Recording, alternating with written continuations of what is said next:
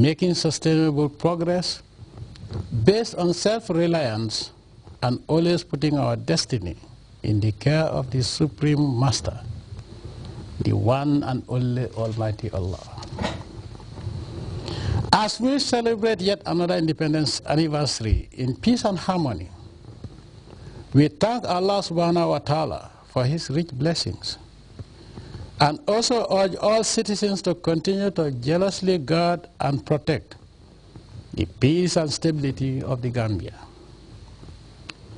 On the eve of this year's independence anniversary, The Economist magazine has ranked the Gambia among the most stable countries in the world, and such a feat must never be taken for granted, but should propel all of us to stand firm in unity to safeguard and preserve it for posterity. With the Almighty Allah on our side, we can always achieve higher heights. Fellow Gambians and friends of the Gambia, my government places a high premium on national security, and this sacred national interest will never be sacrificed on the altar of satanic and ungodly international standards that continue to promote the evil agenda of the world powers that are today playing God to Africa and the third world. Our democracy will be built on and sustained by our religious beliefs and cultural values. And as I declared for a theme during the last July 22nd anniversary, we will continue to quote, live according to our religion. Therefore, the coercive and dictatorial pressures by some foreign powers aimed at imposing on us their ungodly and decadent cultures, like homosexuality and unbridled freedoms that endanger the peace and welfare of the majority, will never be accepted in this country.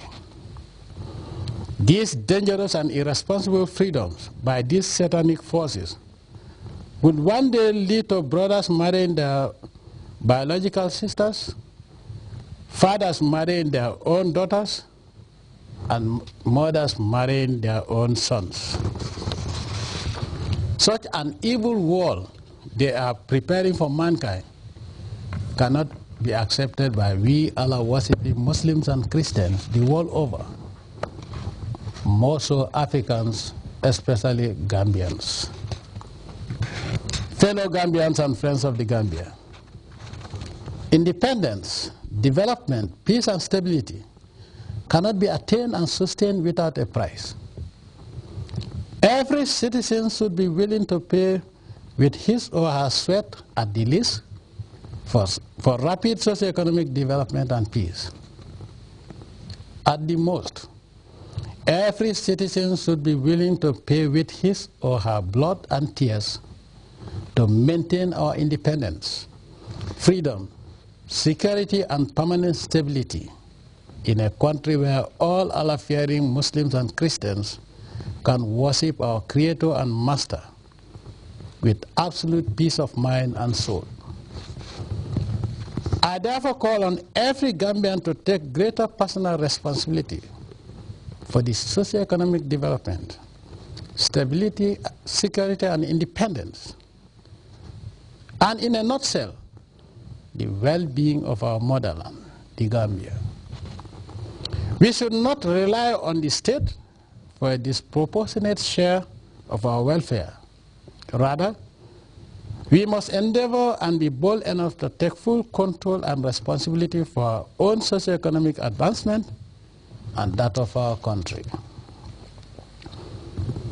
It is only in this spirit of living by one's sweat and contributing to our country's development that we as a nation, working together with only the Almighty Allah as our master and our religion as our way of life and governance, that we will turn this great country into the economic superpower that we yearn for in a shorter period of time than anticipated.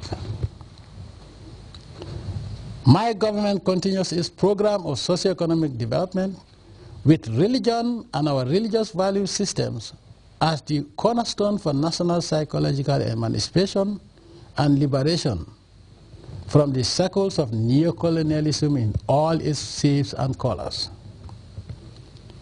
In my government's drive to provide education to all Gambians, religious education will be further buttressed and strengthened from primary, secondary, and to tertiary education. It is only when religion and faith in Allah only is established in the heart of every Gambian that we can become truly independent and dignified people.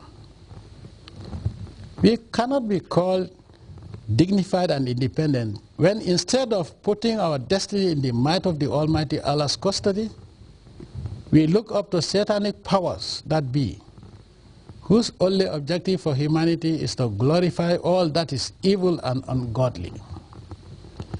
These so-called world powers of today's world, comprising racist, homosexual, devil and material worshipping perverts, bent on the continuous sucking of African blood and resources to perpetuate decadence, abject poverty, violence and mayhem in Africa, cannot be listened to by Allah-worshipping people like us, most will be taken for masters.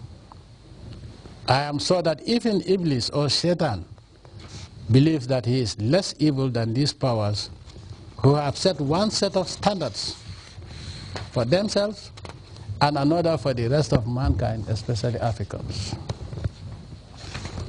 Fellow Gambians, I am sure you will agree with me that national pride and independence are meaningless without one's ability to rely on and feed oneself.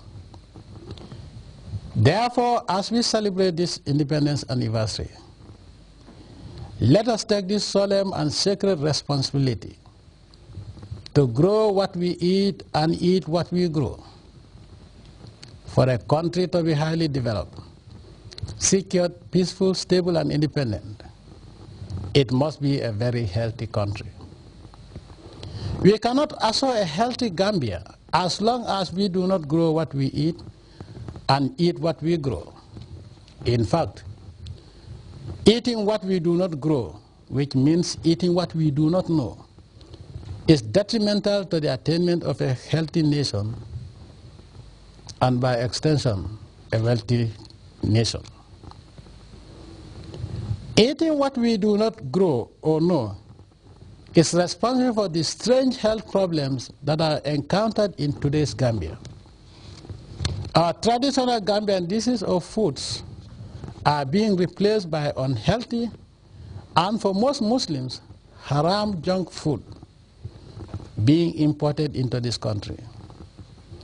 This dangerous trend must end, and I am determined to end importation of basic food items by 2016 without fail, by the grace and might of the Almighty Allah.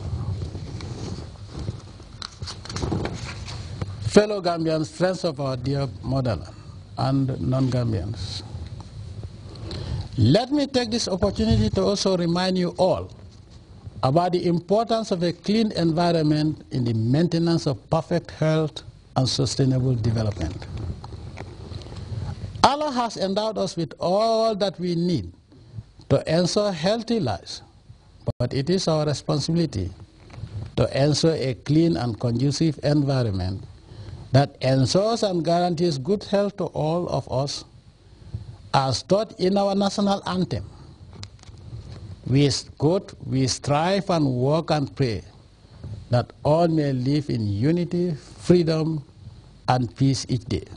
Unquote. Therefore, let justice and the fear of Allah guide our actions towards our common good. This means that our attitude towards our environment, our homes and neighbors, our public institutions like markets, hospitals, schools, NAVEC, GAMTEL, our flora and fauna, etc., must be taken care of because they determine our common good. Our hospitals, roads, public infrastructure, all determine our common good.